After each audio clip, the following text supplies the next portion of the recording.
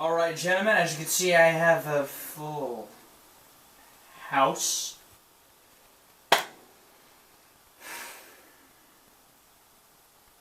Slides on me, I'm kicking your ass.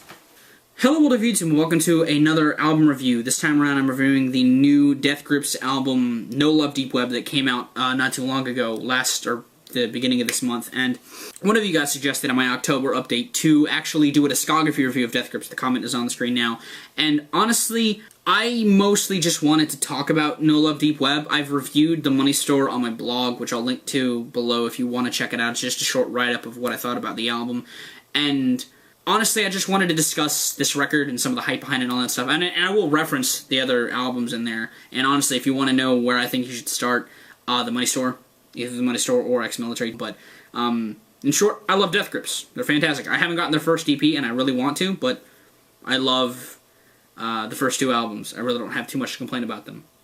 Short review? Short review. But if you haven't listened to Death Grips, they're a California-based hip-hop trio with MC Ride on vocals, Zach Hill on drums, and a guy called Flatlander on the synths McBobbers.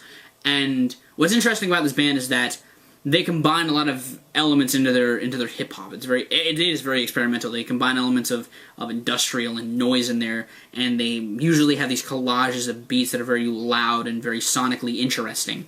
And honestly, on The Money Store, I feel like their elements were even a lot more tinged with pop, if anything, which I liked. I thought that it was really interesting. But anyway, this is their second release under the Epic label. They were signed to Epic this year, and they had stated back when The Money Store came out that they were going to have two albums. Actually, they stated when they signed they were going to have two albums come out under that label this year. The Money Store and this, No Love Deep Web. And there was a lot of story. There's a lot of hype behind this album that I was not aware of. Mostly because I don't go to the sites where this whole thing started, or at least I don't go to 4chan where some of this started, and a lot of these things on Muse started to pop up and stuff. Because I did study the ARG game. I looked into it when I was looking up notes for this album, and it was really cool. I do like ARGs. I think they are an interesting way to type into someone's mind psychologically, and this did a fantastic job of it. It had images, encrypted images. It had these weird codes, these weird things within the images themselves that led to a really interesting experience from what I could see reading back. I'm sure a lot of the fans enjoyed this, and I think it would be interesting if they continue to do stuff like this, because they can do this kind of thing. They're a group that's very mysterious. Death Grips is a very elusive group. They don't really... I've only seen one interview with them, period. I don't see them, you know, publicly do anything, which I think is interesting. It makes them a lot more interesting from a non-musical perspective, and it makes their music even that much more interesting because they're these characters, they're these people who don't speak much outside of what they write on record.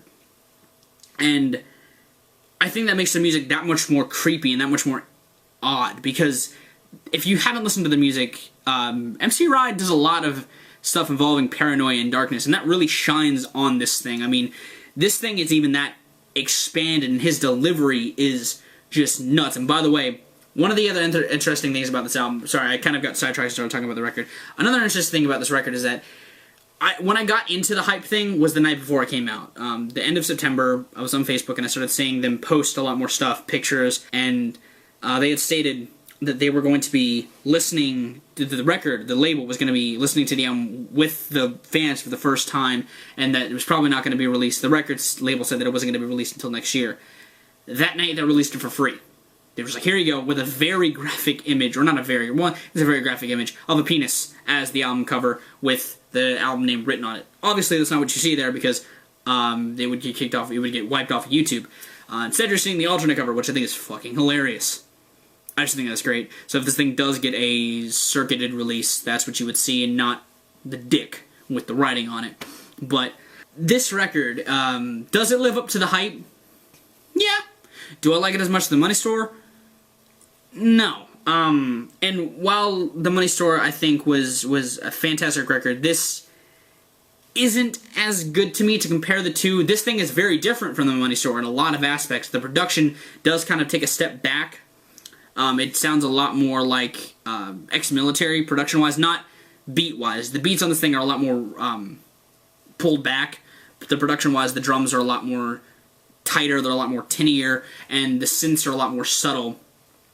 But the raw sound of the production in MC Ride sounds a lot more like ex-military. He's shouting a lot more. He's losing his voice on various points throughout this thing, like on Come Up and Get Me and No Love, where he's just shouting to where his voice is cracking, and it feels like he's losing his voice, which I think is it makes it a lot more passionate, and I think his delivery on this thing is fantastic. And he's continuing his lyricism of paranoia and fear to a 10. Like, he's just talking about fear from everything, fear in hiding, being a reclusive individual to the max, or being this very lonely, depressed individual, talking about suicide, all this other stuff. And it seems almost put to a hyperbolic stance in some instances, like on World of Dogs, the chorus, it's all suicide to me.